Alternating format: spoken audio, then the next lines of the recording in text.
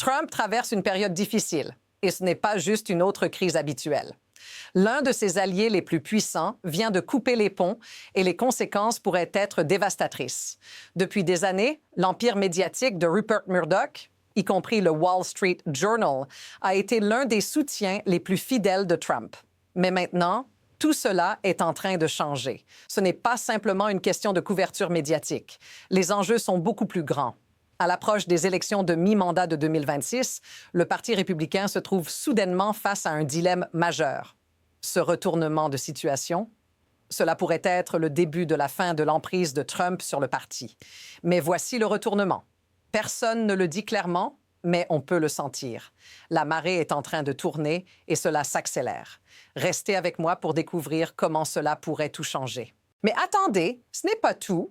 Le Wall Street Journal, un des journaux les plus influents aux États-Unis, vient d'envoyer un message brutal à Trump et à ses alliés. Ils ne sont pas seulement critiques, ils sont carrément alarmés. Le journal n'a pas seulement exprimé une inquiétude vague, il a clairement averti que le chaos grandissant autour de Trump représente une menace sérieuse pour les chances des républicains aux élections de 2026. Et attention, ce n'est pas une attaque venant des démocrates, mais bien de l'intérieur du camp républicain. Quand un tel média commence à sonner l'alarme, vous savez que quelque chose de grave se passe. Le chaos, loin d'être une force, commence à ressembler de plus en plus à de l'incompétence. Mais pourquoi le Wall Street Journal se lance-t-il dans une telle confrontation? Et qu'est-ce que cela signifie pour la suite? C'est là que la situation devient encore plus inquiétante. Trump, dans sa dernière apparition, a évoqué son plan pour acheter le Groenland, une idée qui a fait bondir les alliés internationaux et a secoué des décennies de diplomatie. Il a décrit cet accord comme infini, un deal qu'il veut conclure pour toujours. Mais au-delà de la déclaration farfelue, ce n'est pas l'idée de prendre le contrôle du Groenland qui est le plus inquiétant. Non, ce qui est terrifiant, c'est le manque de sérieux dans ces déclarations et l'implication qu'elles ont sur la politique mondiale.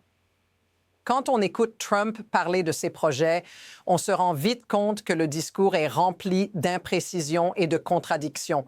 Mais ce qui devrait réellement nous inquiéter, c'est la manière dont de telles idées trouvent leur chemin dans la conversation politique mondiale sans être sérieusement contestées. C'est un chaos que personne n'arrive à contrôler, mais ce n'est pas tout. Ce qui arrive ensuite pourrait bien être bien plus dangereux.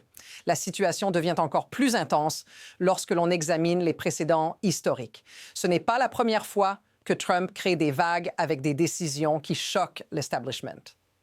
On se souvient de l'époque de sa présidence, quand il a secoué les alliances internationales, particulièrement avec l'OTAN, et quand ses politiques d'immigration ont mis les États-Unis sous le feu des projecteurs mondiaux. Mais voici le problème. Ce n'est pas une série d'incidents isolés. Ce comportement erratique est devenu la norme. Ce qui, à un moment donné, semblait être des actions stratégiques audacieuses est désormais perçu par beaucoup comme un signe de faiblesse, voire d'incompétence. Et ce n'est pas seulement l'opposition qui le dit, c'est aussi une partie du camp républicain qui commence à se poser des questions sérieuses. La question devient de plus en plus pressante. À quel point ces crises constantes, cette normalisation du chaos, peuvent-elles réellement soutenir une campagne politique? Mais maintenant, les choses prennent une tournure encore plus inquiétante. Un autre rapport vient s'ajouter à la pile de preuves. Des révélations selon lesquelles les agents de l'ICE, chargés de l'application des lois sur l'immigration, seraient poussés à atteindre des quotas de 3000 arrestations par jour. Et ce n'est pas tout. Ils sont récompensés même si ces arrestations mènent à des libérations rapides. C'est une situation de plus en plus incontrôlable. Ce qui est le plus dérangeant, c'est que les répercussions de cette politique touchent les citoyens ordinaires. Un vétéran américain a été arrêté par erreur lors d'une croisière et un simple citoyen a vu sa voiture laissée sans surveillance sur le bord de la route, les portes ouvertes et les fenêtres baissées. Cela semble irréel, mais c'est bien réel. Ce genre d'incident ne fait que renforcer l'idée que l'administration Trump et par extension le Parti républicain est en train de perdre le contrôle. Et cela, mes amis, c'est là que les choses deviennent réellement dangereuses.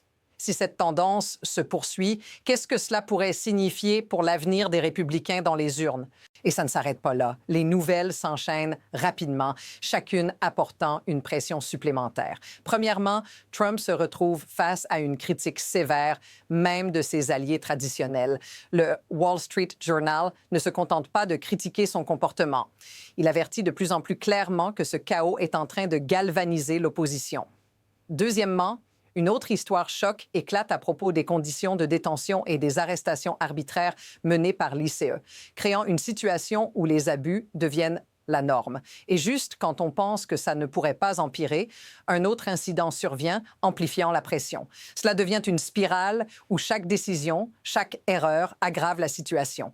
Imaginez un instant, si ce tourbillon de chaos continue, si cette perte de contrôle persiste, qu'est-ce que cela signifierait pour l'image du Parti républicain et ses chances aux élections de 2026? Mais maintenant, regardons les conséquences sur le terrain. Comment tout cela affecte-t-il réellement les gens, vous et moi? Prenez un instant pour réfléchir à ce qui se passe quand l'administration Trump agit sans contrôle. Les communautés américaines subissent les effets d'une politique erratique et d'une gouvernance chaotique. Des citoyens innocents, comme ce vétéran arrêté à tort, sont pris dans la machine de l'immigration et du contrôle. Imaginez la peur, l'anxiété qui envahissent les gens simplement en se déplaçant dans leur propre pays. Et ce n'est pas juste un incident isolé. Cette incertitude devient une réalité pour de plus en plus de gens. Si cela vous semble familier ou si vous avez ressenti les effets de cette instabilité, dites-le dans les commentaires. Parce que ce n'est pas juste une question de politique, c'est une question de vie quotidienne. Et si cela continue, la fracture entre les citoyens et leur gouvernement ne fera que se creuser davantage. Ce n'est pas une simple question de crise isolée. Ce qui se passe ici, c'est une manifestation d'un système qui permet à ce genre de chaos de prospérer. Comment tout cela se passe-t-il?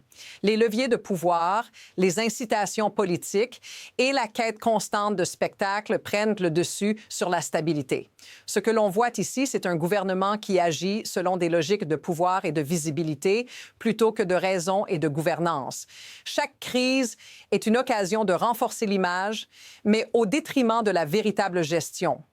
Quand on laisse de telles dynamiques se jouer, on arrive à un point où la réalité elle-même devient manipulée, où la vérité se perd dans l'agitation.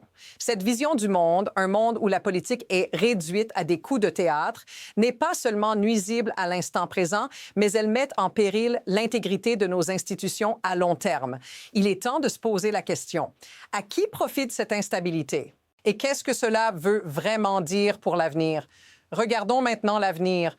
Il y a deux voies possibles devant nous. D'un côté, on pourrait voir une intensification du chaos avec Trump et ses alliés cherchant à maintenir un contrôle total sur le récit, quitte à semer encore plus de divisions et de confusion. Cela pourrait se traduire par une montée en flèche des tensions internes, une lutte incessante pour garder la base électorale mobilisée, mais au prix de l'unité du Parti républicain. De l'autre côté, une partie de la classe politique pourrait se rendre compte que cette approche est trop risquée. Le risque pour la stabilité à long terme devient trop grand et un changement de cap pourrait se dessiner, mais le problème, c'est qu'il est difficile de prédire quelle direction prendra le Parti républicain. Les mouvements internes sont imprévisibles et chaque événement, chaque déclaration semble faire pencher la balance d'un côté ou de l'autre. Ce qui est certain, c'est que les prochaines étapes sont déjà en train de se préparer en coulisses. La question est, dans quelle direction cette bataille va-t-elle réellement nous mener? Au bout du compte, ce qui se joue ici n'est pas seulement une bataille politique, mais une lutte pour la direction du pays. Trump a réussi à redéfinir le paysage politique américain, mais à quel prix? Chaque crise, chaque chaos qu'il génère est une occasion de plus de creuser l'écart avec une nation qui cherche la stabilité. Et maintenant, avec l'influence de Murdoch qui vacille et avec l'alarme qui retentit à l'intérieur même du camp républicain, la question devient, le prix de cette stratégie vaut-il vraiment la peine? Le Parti républicain va-t-il succomber à cette spirale de chaos ou trouvera-t-il une voie de sortie? Une chose est sûre, la fin de cette histoire n'est pas écrite. Mais une chose est claire, ce qui arrive dans les prochains mois pourrait changer la donne pour tout le monde. Si vous voulez savoir comment cette situation va évoluer, abonnez-vous et restez avec nous pour une analyse plus approfondie de ce qui vient ensuite.